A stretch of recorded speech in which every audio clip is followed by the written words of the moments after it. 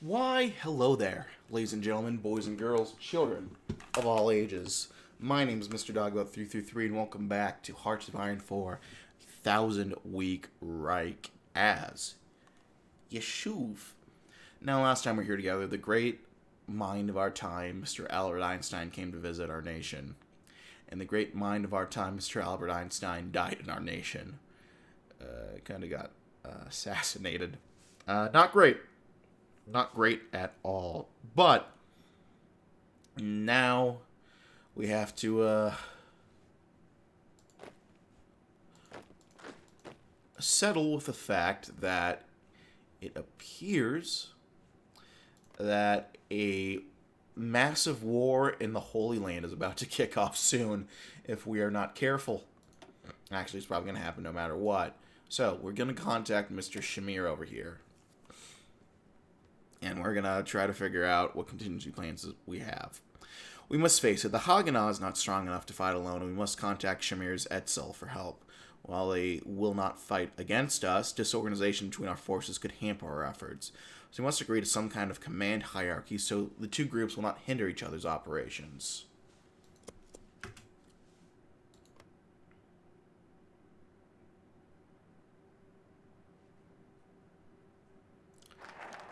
Yeah, you know.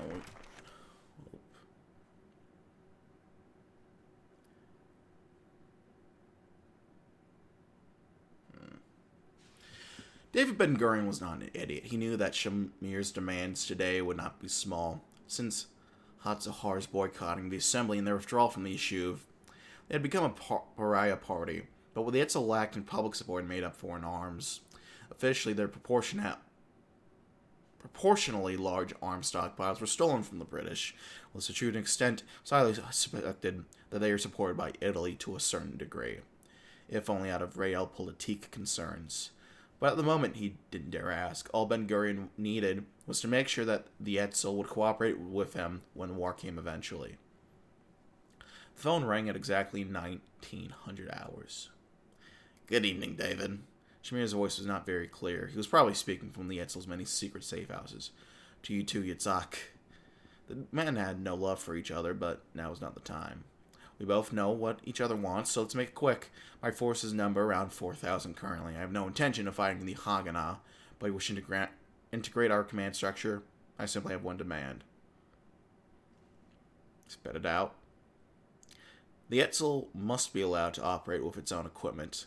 I have my own contacts, which will support my battalions. Agree to this and I'll follow your lead.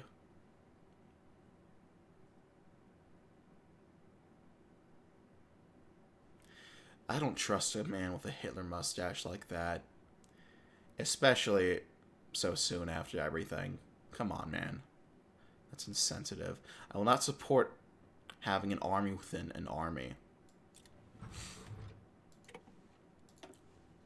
And with that, we're just going to have to consolidate the Haganah. Yitzhak Shamir and his Etzel cannot be included in our national movement. Aligning with them will only allow them to take credit for our victories. Very egotistical of us. But I'm not all too concerned as of now. Ho! Norway lives. Very nice. Get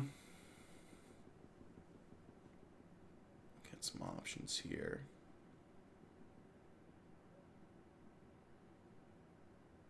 Let's contact the Druze.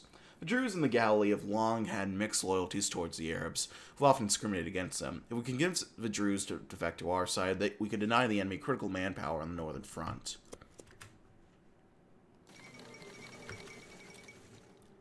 Haha, rest in piss, bozo.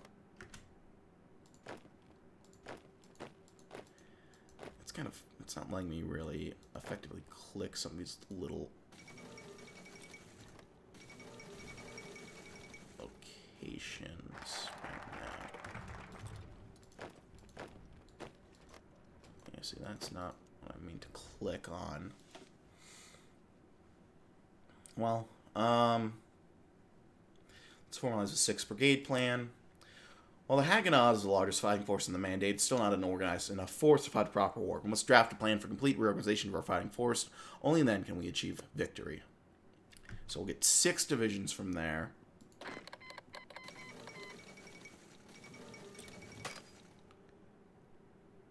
Ooh.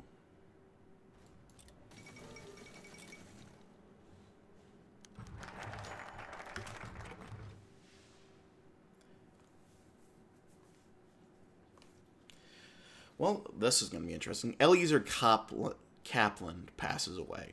Yesterday, Finance Minister Eliezer Kaplan passed away from a heart attack in his sleep. Kaplan's legacy as the first finance minister of the provisional government will be one of a stern dedication to the development of the soon-to-be nation that he did not live to see. His departure might be marking the beginning of a shift from the Mapai party, with the old guard slowly fading into irrelevance. In his stead, Prime Minister David Ben-Gurion has appointed a close protege, Levi Eshkol, as finance minister. Eshkol, a committed reformist, leads his own faction of Mapai, advocating for moderate economic and social reforms for the issue of socialist systems once independence is achieved. However, his appointment has caused Ben-Gurion trouble in Mapai, many members of the old guard of the party strongly opposing Eshkol's reforms. Is this the beginning of a new era? Oh my god, look at that construction speed hits. My god, that's just nasty.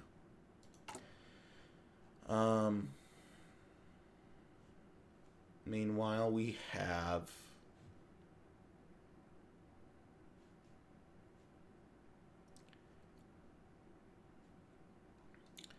the land of the Israel Workers' Party.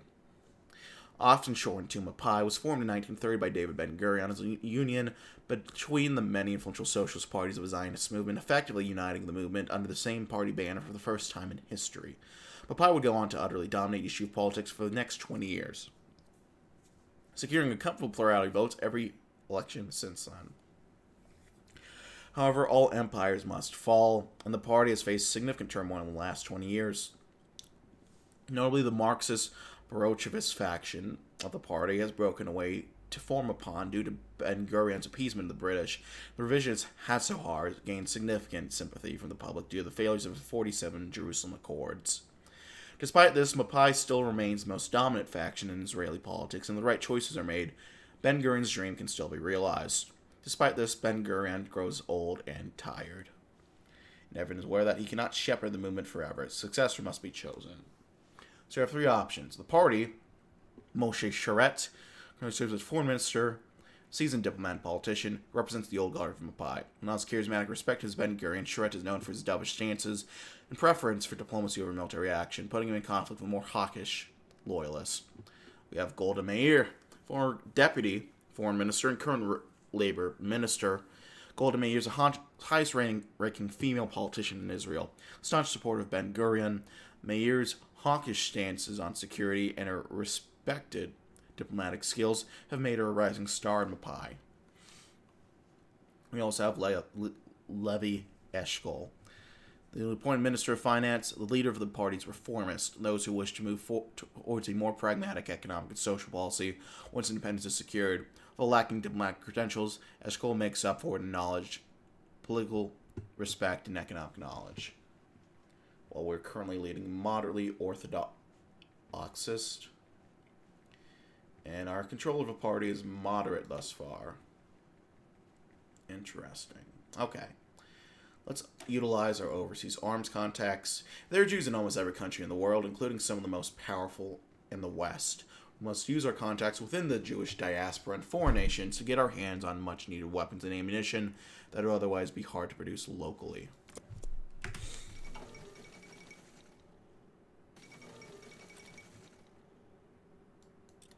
Well, there we go.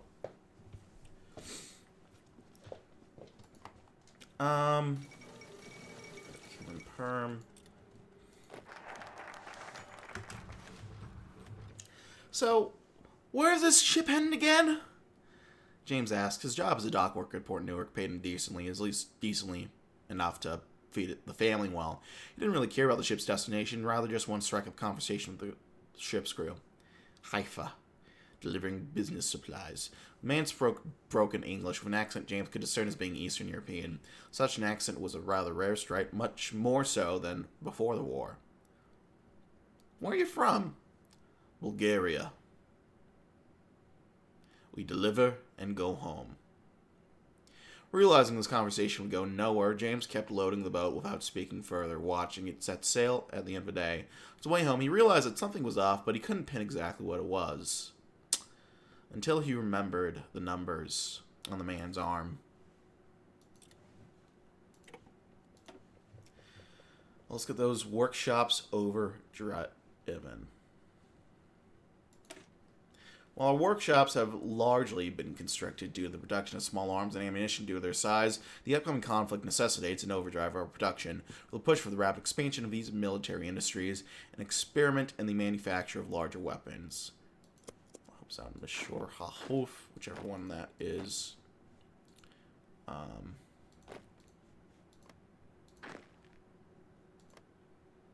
Okay, over here up in Tel Aviv. Okay.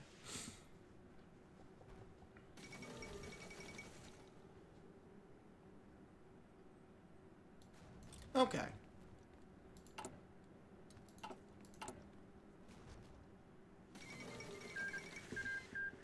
There goes Burma.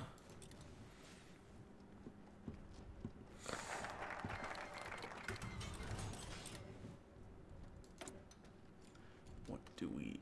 Well, we have a lot we need to get working on, don't we?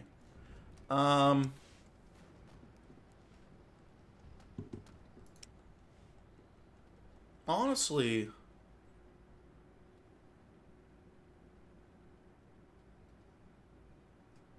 planes might be the play here. You know, let's get working on Ben-Gurion's plan. Jerusalem is surrounded, and pouring resources into it is not a wise choice. We should instead follow Ben-Gurion's plan to thrust south, split the air forces in two. We can count on him. So I'll secure as Jaffa. Who doesn't like some Jaffa cakes? Bloody Tuesday in Italy. Ooh.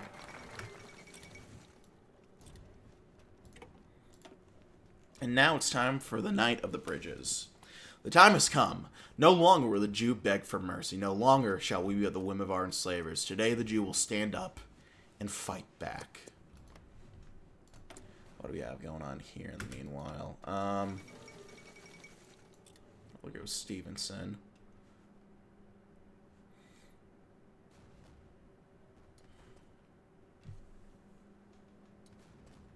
Well,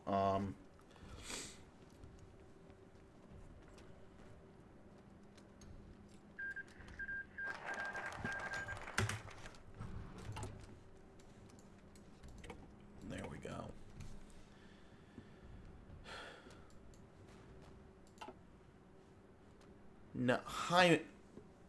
Nehemiah's platoon moved forward towards the railway bridge at Nahal Kaziv, using the relative darkness of a half moon to cover their attack. The mission was simple. Reach the bridge and plant the explosives, detonate them, and retreat. The bridge was guarded by perhaps a handful of British policemen, but they were not meant to engage them, simply reach the target without being spotted. The ray rang out. This is Force Allenby. Explosives are in place. His group was the last one. Suddenly he heard a faint yelling in the distance. Before he had time to react, a volley of submachine gun fire breezed past him, making him duck to the nearest cover. This is Force Kaziv. We are under fire! Force Kaziv, you are the final ones. Complete the objective. Yoni! Michael! Cover me! Nehemiah yelled out. The two began to suppress the British troops as he ran out of cover towards the foot of the bridge.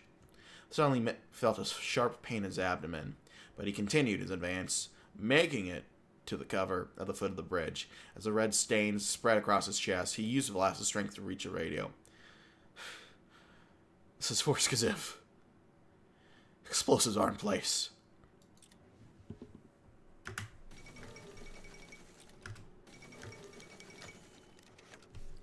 After months of violence following the Einstein assassination, the British's decision to extend their occupation, which culminated last night's week of the Night of the Bridges, the British government believes that they cannot spend any more resources on fighting the insurgents. has decided to withdraw and transfer the issue of the region's future to the United Nations. The UN has concluded that the nation should be partitioned along the current district borders with a national government formed in Jerusalem. A motion has been passed on the assembly floor, which is expected to be a very close vote. The nation awaits with bated breath. Following the assassination of Albert Einstein, the United Kingdom's decision to extend the withdrawal period defined in the 47 Jerusalem Accords, the former Mandate of Palestine has faced tensions not seen since the days of the first Jewish insurgency. Today, it would appear that the conflict has finally reached its boiling point, with Haganah forces launching 11 simultaneous raids on all but 3 of the bridges connecting to the territories of the former Mandate to its neighboring countries. Many leaders of the Yishuv have dubbed the operation a grand display of resistance by the heroic Jewish people against the British occupiers. With war in the region seeming more and more likely by the day, today the Haganah has made a name for itself across the entire world, between 2 green riverbanks. Beautiful, beautiful. Well, as the United Nations General Assembly convenes to vote on the proposed partition plan, the Jewish nation is finally within reach of our 2,000-year-old dream.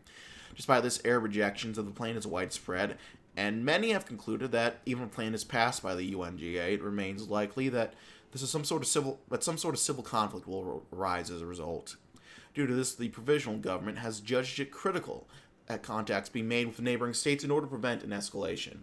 With Foreign Minister Moshe Sharett in New York to attend talks regarding the partition plan, it's followed upon Deputy Foreign Minister Golda Meir to arrange talks with the Arab leaders to lower tensions. While the Egyptian and Syrian governments have outright rejected any advances, King Abdullah of Transjordan, who still is a believer of his late brother Faisal's agreement with Chaim Weizmann back in 1919, has agreed to meet with Meir in Nahariam on the border between Transjordan and the soon-to-be State of Israel. With the meeting scheduled tomorrow, we hope for negotiations in good faith.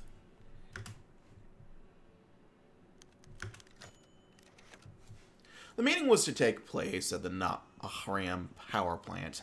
The plant, which was built on the Jordan River to supply power to mandatory Palestine, was a testament to the cooperation between the peoples on both sides of the river. To Golda Meir, Abdullah had sounded sincere in his agreement to meet, raising hopes for a peaceful resolution between Israel and its neighbors. For her, the goal of this meeting was, hopefully for Abdullah, to use his and his family's influence among the governments of Iraq and Syria to minimize the potential of an escalation in the conflict that was all but assured to many. Meir was accompanied by Eliyahu Sasson, a Syrian Jewish diplomat who had worked with King Faisal in the past and was well versed in the intricacies of Arab politics. The two arrived at the power plant where they met Abdullah and the Transjordan delegation, and after a traditional coffee-drinking ceremony, they began their discussions. In the meeting, Abdullah expressed his concern about the potential for civil conflict in Palestine, but has expressed his belief that the Yishuv and the Hashemites share a common enemy in the Grand Mufti Amin al-Husseini. Abdullah concluded that the meeting by promising that he would not participate in any potential Arab intervention in Palestine, and expressed his hope for a peaceful reconciliation between the Jews and the Arabs. Meir returned to Tel Aviv for the meeting with good news, and while some doubts may remain, she has described Abdullah as a stern leader and a man of his word, leaving many optimistic for a future of collaboration and peace. Is this a true step towards reconciliation? It may just be.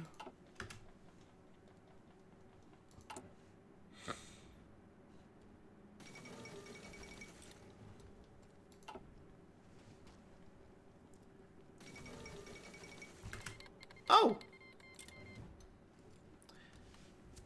Ever since the Jerusalem Treaty of 47, many have had their eyes fixed on the Palestine region, waiting to see what would happen once the 5-year countdown towards independence had been concluded. However, the assassination of Albert Einstein in June, the British decided to extend their occupations by another year in an attempt to root out the insurgents. This attempt has backfired on them, and after having met stiff resistance to their activities, the leadership of the UK has decided to transfer the issue over to the UN. After a close vote, the UNGA has approved a resolution to partition the former mandate once the British occupation ends in 1953, with the UN set to form an international city in Jerusalem. Am Yisrael Chai. Well, this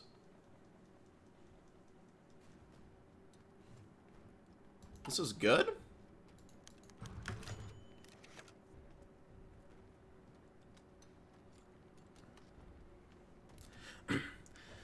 Following the recent approval of the UN's partition plan, it remains to be seen how the British will enforce the ruling, the radio cackled. Yair and Daniel were glued to it since the UN's resolution, along with the rest of the country. Yossi, I for one believe that the British should do the right thing. The radio kept spurting. It's in their interest too. They had... Hold on, we're getting something. The two men were stopped what they were doing and listened in shock. The broadcast was suddenly interrupted by a man speaking in Arabic. Give me a goddamn translator. Okay, we have a translator. To expel the Zionist chimera.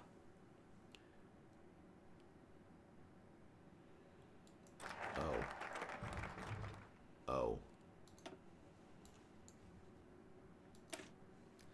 Following the broadcast by Fawzi al-Kawuchi, which was translated across the entire Middle East, al-Kawuchi from the Aryan Salvation Army, or the Arab Salvation Army, that would be a totally different thing, my God, has crossed the border from Syria for the first time. Supported by the Nazis who wish to see us wiped out, the ASA wishes to see us driven into the sea just as we were genocided in Europe. However, al-Kawuchi is mistaken on one thing. This time, we will not go down as easily.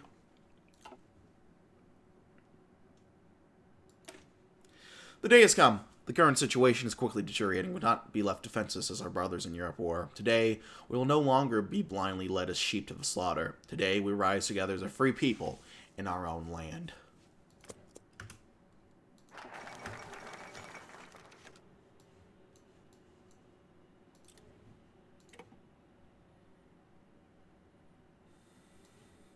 The radio crackled. Skirmishes in the north were already taking place for the past few hours, and the entire country had been put into curfew.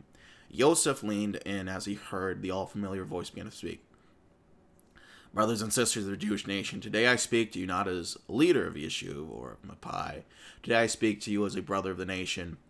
The attack on our northern territories by forces refused to acknowledge the United Nations' decision to realize their dream of Jewish nation will not be... Damn it! The radio lost connection for a few moments. Yosef struggled to get a signal. Work, goddamn it! Just bring the terrible news that I believe a war to be inevitable. I call all men and women of this nation to serve their duty willingly. Remember that as long as the Jewish soul still yearns, our hope is not yet lost. The voice stopped speaking, and Yosef listened speechless as Hatikva began playing over the radio. And so the day had come. So we go from disarmed nation to all adults serve, a civilian economy to total mobilization. We totally kick out the British, the British occupation. Everything hangs on us. Very nice. Okay.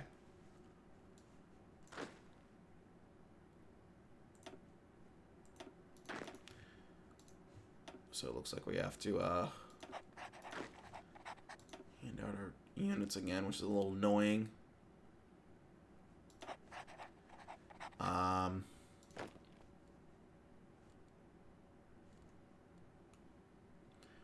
We're going to do a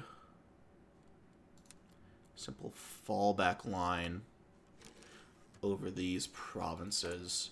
We can get to training as well.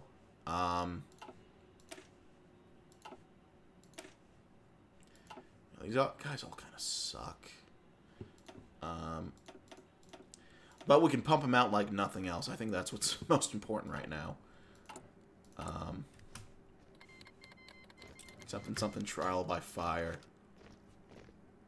Following the ASA's entrance from Syria and the Haganah's leaning on mandatory conscription, it would appear that elements of the Holy War Army led by Abd al-Qadir al-Husseini have couped the civilian government in Ramallah and established a military junta in its place, with al-Husseini making an address on the national radio stating, "The Zionist menace came from the sea, and so they will return to the sea." And so it begins.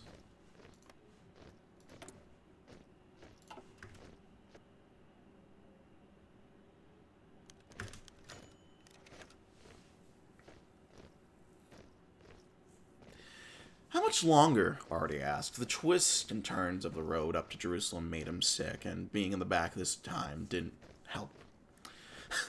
What's the matter, coastal boy? Can't hire the Yerushalmi style? Very funny, Artie responded, trying not to throw up.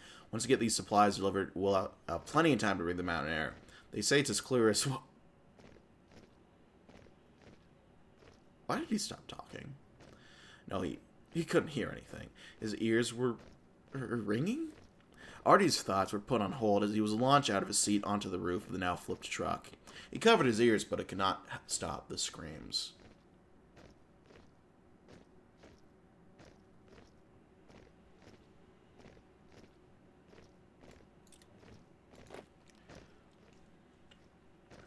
Okay, so they have control over Jerusalem. We have control over the coast and Jaffa over here. I can't. It's not letting me select. There we go. Yeah. This is all rough stuff.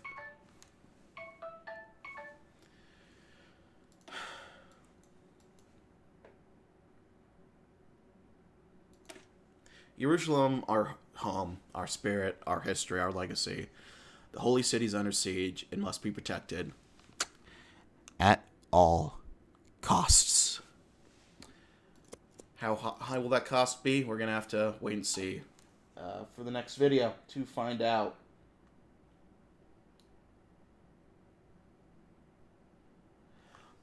I'm going to leave things there, but thank you those for watching, my friends. If you'd like to do, like. If not, feel free to dislike. If you have any comments or feedback, leave in the comment section below. I read all the comments I get, and I do appreciate any feedback you might have for me. Check out my various links down in the screen box below. Leave any comments or feedback down in the comment section below. And, yeah.